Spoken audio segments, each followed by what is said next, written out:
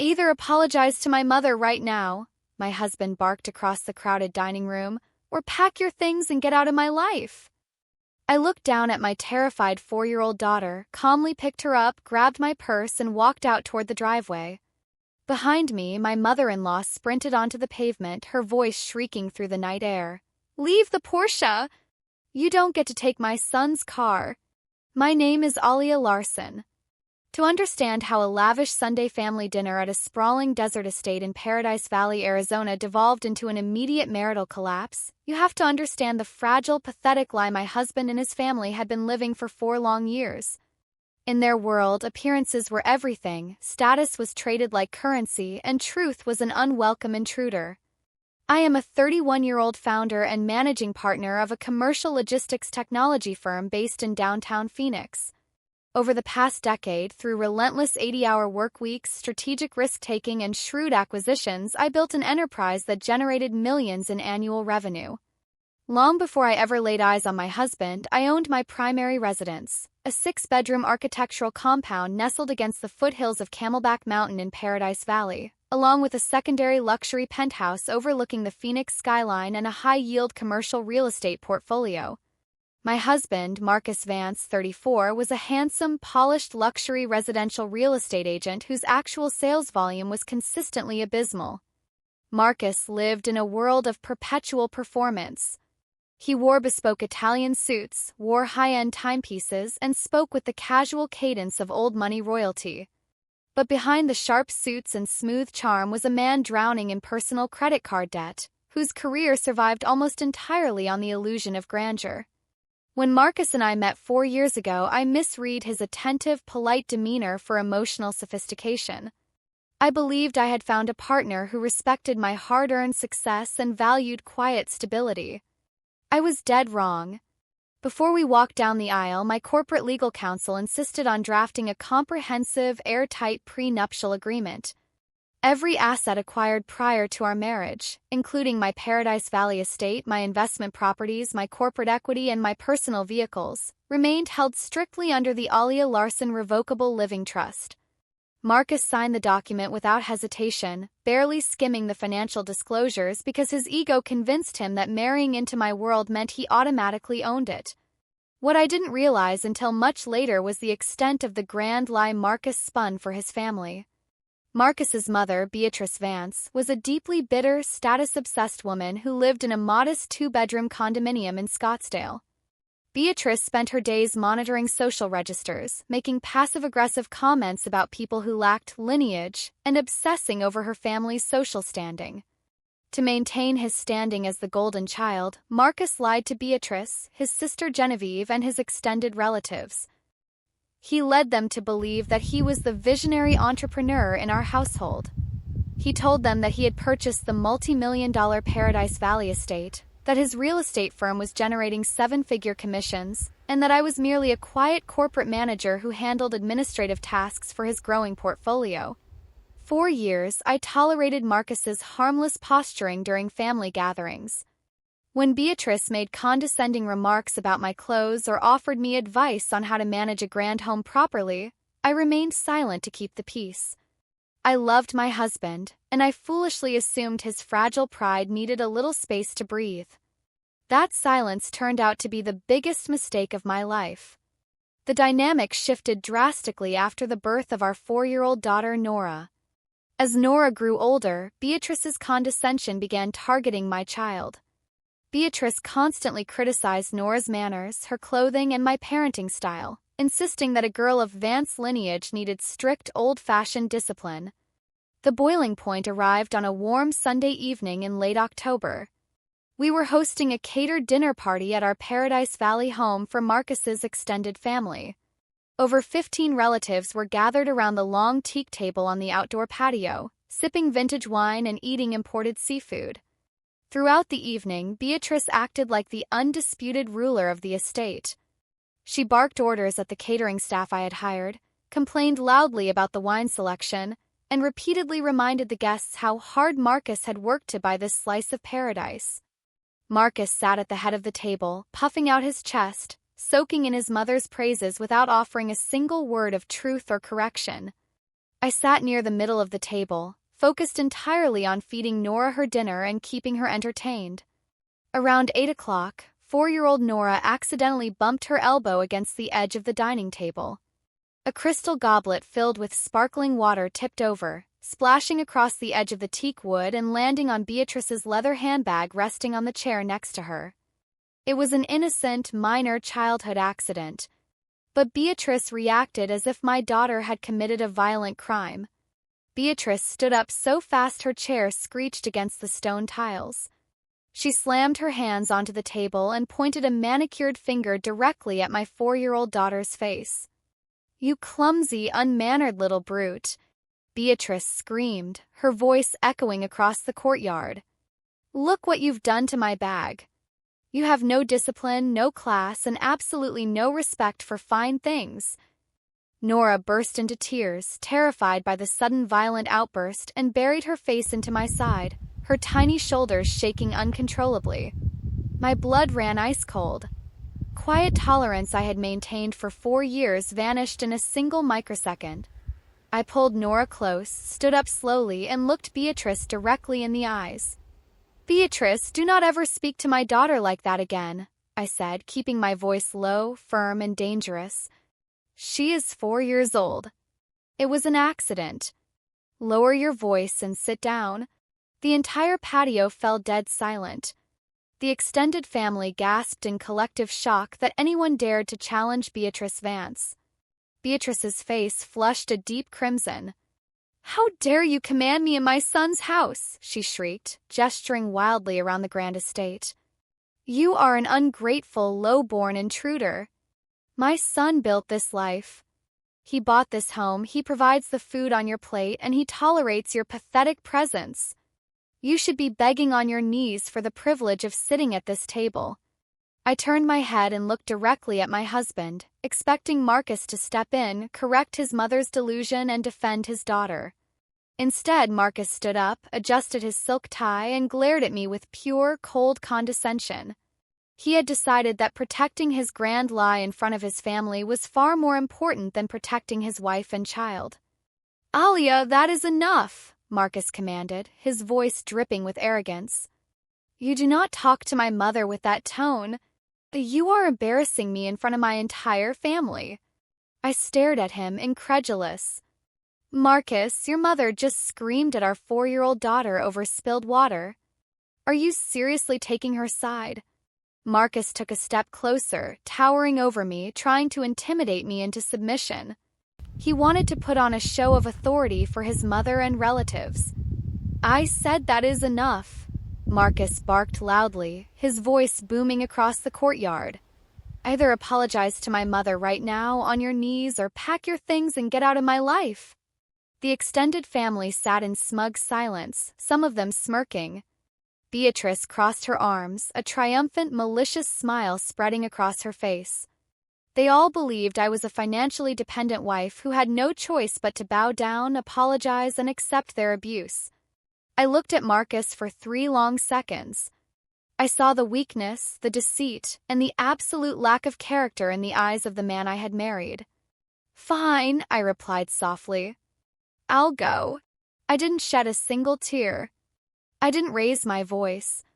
I didn't engage in a dramatic shouting match. I scooped 4-year-old Nora into my arms, stroked her hair gently, and whispered, "We're going on an adventure, sweetie." I walked inside the grand foyer, picked up my handbag from the entryway table, and grabbed the keys to my silver Porsche Taycan Turbo S from the leather tray. As I opened the massive front door and walked out toward the circular motor court, Marcus rushed out behind me, realization beginning to flicker in his eyes. "Alia, wait. Where do you think you're going?" he demanded, running down the stone steps. Behind him came Beatrice, her heels clicking rapidly against the pavement, her face twisted in rage. I reached the driveway, opened the rear door of the Porsche, safely buckled Nora into her child's seat, and closed the door.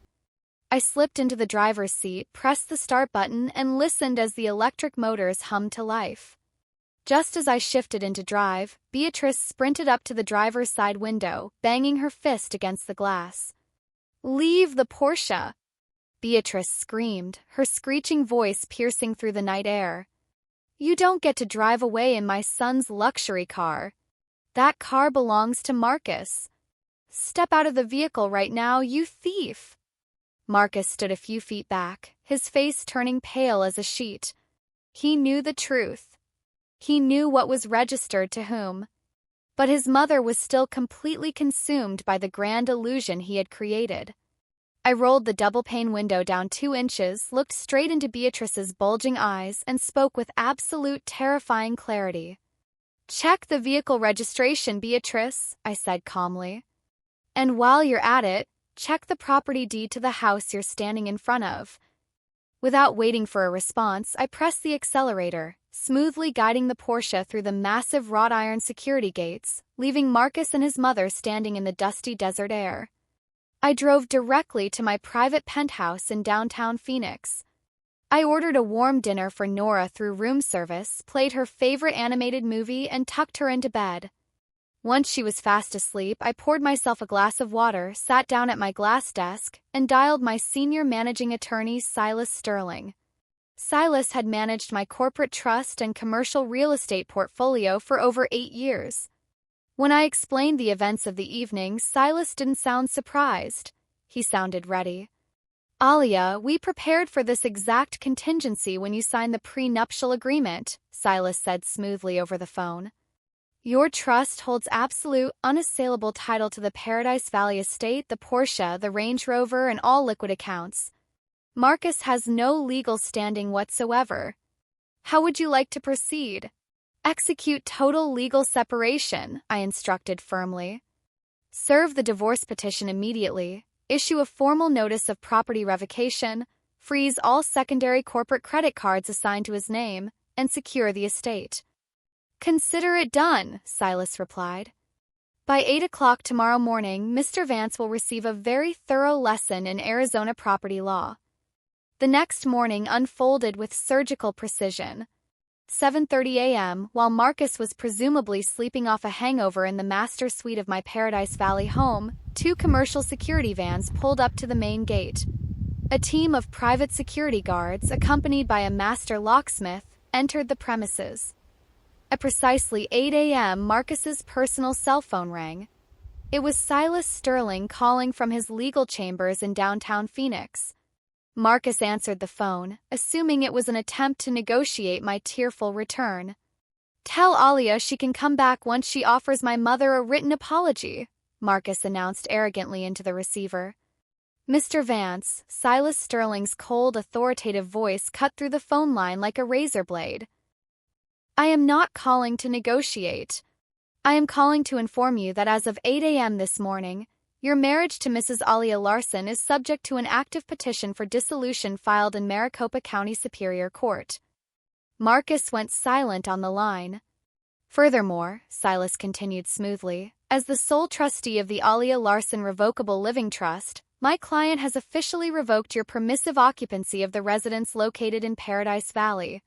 Security personnel are currently waiting outside the master bedroom. You have precisely 60 minutes to gather your personal clothing and exit the property." "What are you talking about?" Marcus yelled, his voice cracking with sudden panic. "This is my house. I live here." "You do not own this property, Mr. Vance," Silas stated firmly. "You have never owned it. The deed is held exclusively by the trust, as stipulated in Section 4 of the prenuptial agreement you signed 4 years ago. Additionally, all corporate credit cards issued under Larson Logistics have been terminated, and the lease on the Range Rover you drive has been canceled. The vehicle is currently being loaded onto a flatbed tow truck in your driveway." Marcus dropped the phone and ran to the floor-to-ceiling windows of the master bedroom.